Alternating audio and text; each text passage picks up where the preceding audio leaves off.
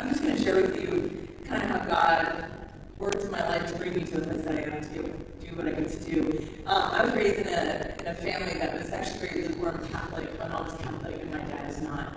But I was raised, ever since I was little, we've been very musical. So I have two older sisters, and we all sing. I remember like my mom saying that my dad was playing piano when I was in her womb, and I was like dancing around even in there. And we're kind of like the obnoxious family that even at the birthday song, we're singing in 3-part harmony, And I'm like, oh gosh, here we go again.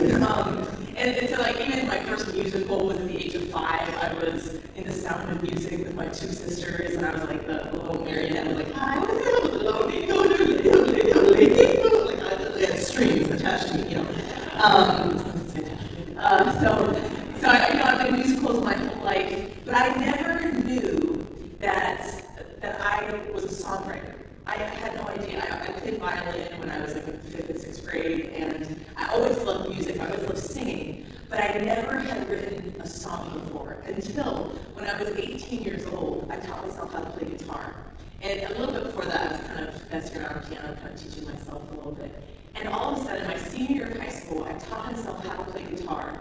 And I just like got a chord book and learned the chords, and all of a sudden I started writing songs. And I had never even written like poetry or anything, but the lyrics just started coming, and then the music came. And 6 months later was actually when I went to a Steubenville conference and had a huge conversion. I went from being lukewarm Catholic to basically just being on fire for God.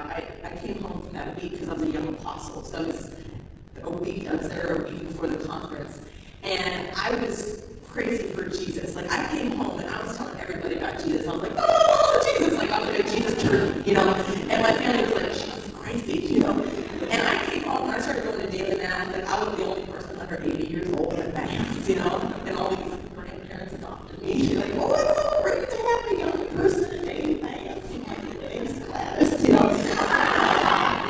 So I started, going to daily mass and studying my faith and reading everything I could get my hands on. And actually, because I fell in love with God, the songs just kept coming. And I just started writing. I think by the time I finished college, I wrote 70 songs. Because it was like the love of God was so on fire in my heart that I couldn't stop writing music. And it came from reading scripture, because I had never, before the age of 18, opened the Bible on my own. Like maybe a youth group I had, but I had never read scripture on my own. And so when I had my conversion, I said, I want to know who Jesus is. And St. Jerome says, ignorance of scripture is ignorance of Christ. So if we don't read scripture, we don't know who Christ is. So I was like, fine, I'm so in love with Jesus, and I want to know who he is, and I want to be more like him. And so I started, reading scripture. I started going on websites and learning about my Catholic faith and saying, why am I Catholic? Why does the Eucharist matter? Why does confession matter? Why does Mary matter? And I started really learning about the beauty of the Catholic Church. And what's so awesome is that Pope John Paul says that all of us, because we are made in the image and likeness of the divine artist, that all of us are artists. He says in his letter to artists, he says that each one of us, our lives are a work of art. That all of us are called to make a masterpiece out of our lives. And so as an artist, I notice that the closer I get to Jesus, and the more time that I spend in adoration or at mass or whatever it is, that's where I get my inspiration from. Because I'm not one of those songwriters who sits down every day to write a song, to write a hit. Like, some people do that, and that's great that they're working their craft. But for me personally, I only write songs when it kind of comes to me, when God gives it to me. And so sometimes I'll write 5 songs in a week, and other times I'll write 1 song in 5 months.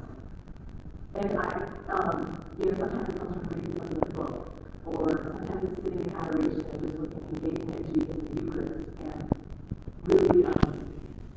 really thinking about the Word of God, or just thinking about Jesus' presence in front of me. And so what happened was, when I was in college, I was really involved with our Newman Club. I became president for 3 years at our Catholic Newman Club at Cal State Fullerton in Orange County, California. And I started leading worship for a group. And even at my church, I started being a part of the playing at the youth mass at my church. And I had no idea. I had no idea what God was calling me to. I knew I loved youth ministry.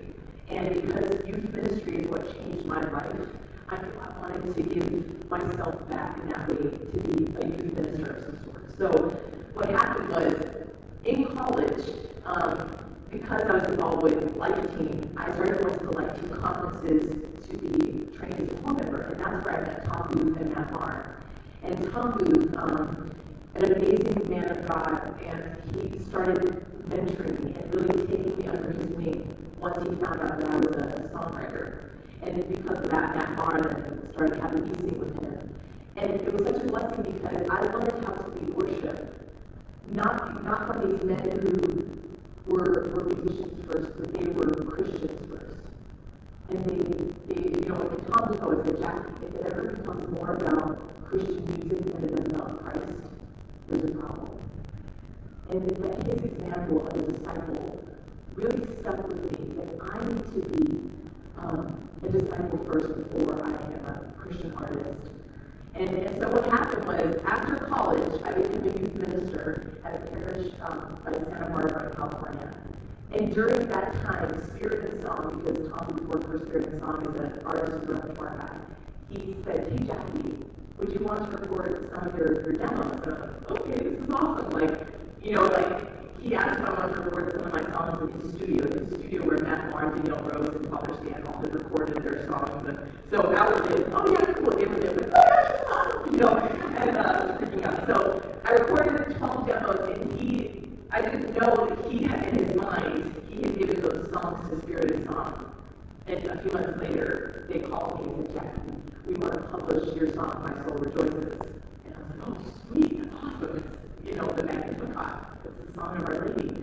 And then a few months after that, they sat me down at a conference and said, Jackie, we want you to be one of our artists, a Spirit Song artist, and we want you to have a CD out in 2 years. And I was just like, what? These are the people that I always looked up to, Matt Barr, Tom Booth, Steve Emersano, Jesse Nembisi. These are the people that, I've seen every year at these conferences, and I just never imagined that my songs would be anything. But I think because sometimes people ask me, oh, well, Jackie, how do you become a Spirit song artist? Or how did you become this? And I didn't do anything. I just gave God my gift, and He did everything else. And I've kind of always been like that with my life. I've never actually tried to necessarily be or do something. I just want to be faithful. And Mother Teresa says, God is not the man that we are successful, but God is the man that we are faithful. And so it's not that I try to ever be successful at anything, but I always want to be faithful, and I want to be a faithful servant.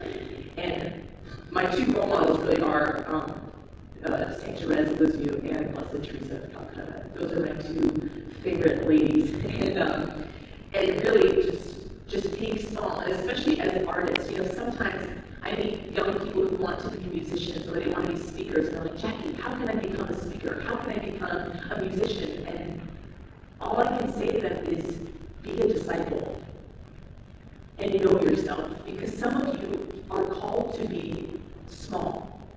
Some of you are called to be just in your parish as musicians.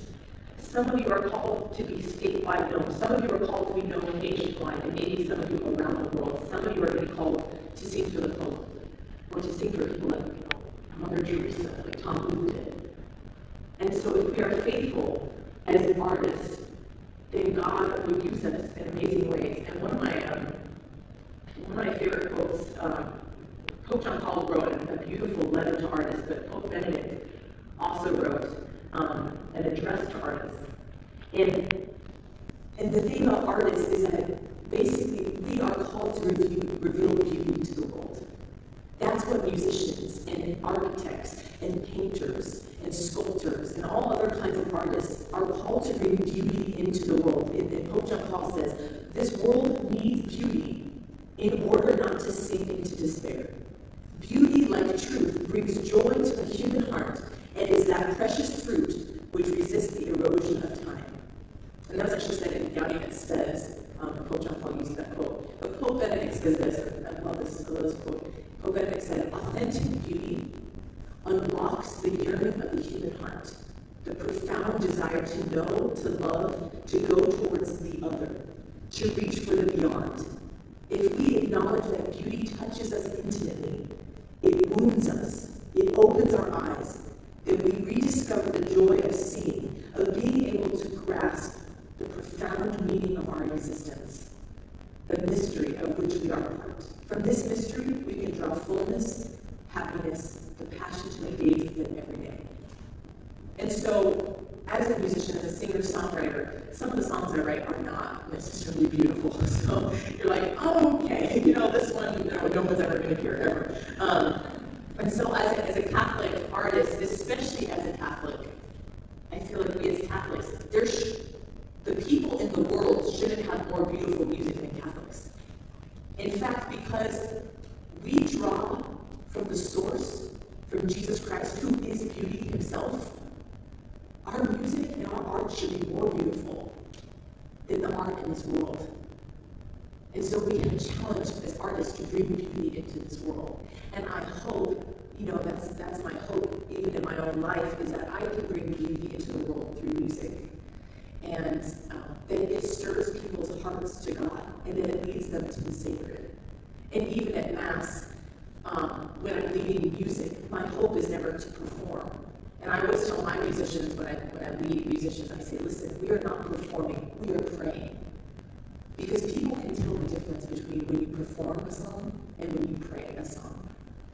And so at Mass especially, it is my goal, as a music minister, to lead people to Jesus, to the sacred, and to him who is beauty himself. And so the awesome thing is that we get to experience this right now as we head over to Mass. So I don't know if you want to say a few words before we go to Mass.